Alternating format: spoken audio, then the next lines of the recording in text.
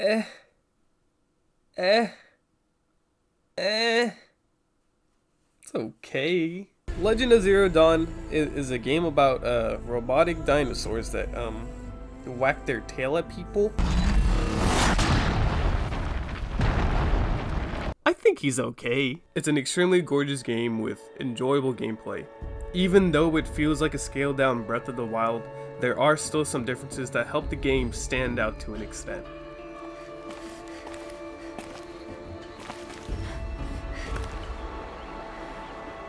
I mean, look at this shit. It looks fucking beautiful.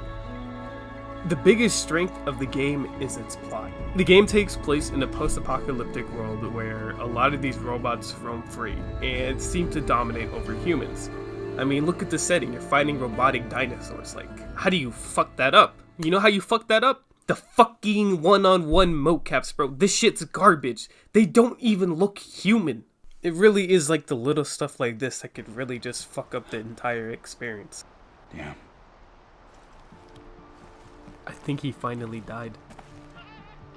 Here lies the Sunhawk of the Hunter's Lodge. It's almost a shame.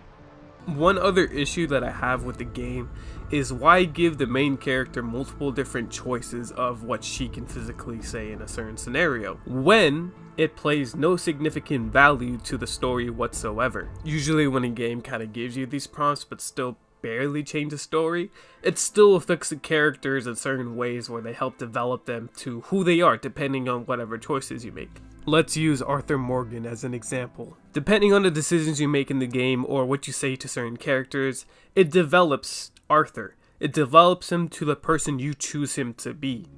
Maybe it's a sign, Arthur.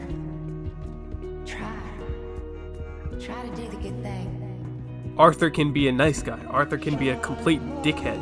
It all goes back to what decisions you make and what you say to these characters. Aloy is an annoying little brat regardless of what you say or what you do. I have never hated a protagonist to this extent until I played this game. Oh, this is the bedhouse? With you standing guard, I figured it was the latrine. You're very present here. Oh my god, Aloy, that was ruthless! However, the gameplay is actually enjoyable.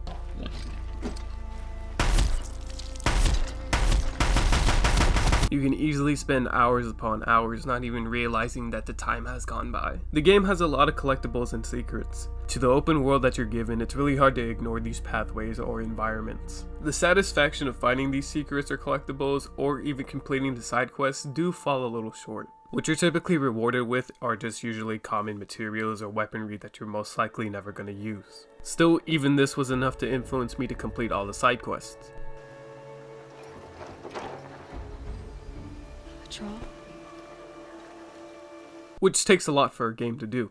When you get a little bit halfway through the game, you start noticing a little bit of repetitiveness. By this point, you've already experienced everything the game has to offer. You start to realize a lot of these enemy encounters feel exactly the same, only difference being that it's in a different area or for a different reason. Literally, even the last boss is already a robot you fought before about 3 times when you make it to this point in the game. This doesn't necessarily make this a bad thing, but it would have been nice if the boss fight at least had different movesets. Something to help to make this feel at least a little different compared to the other bosses you fought before. The only thing different about this boss fight is that he has just a lot more health and you fight a lot of smaller enemies at the same time. It's a huge slap to the face from the developers like, hey fuck you, we're gonna give you a lazy ass boss fight.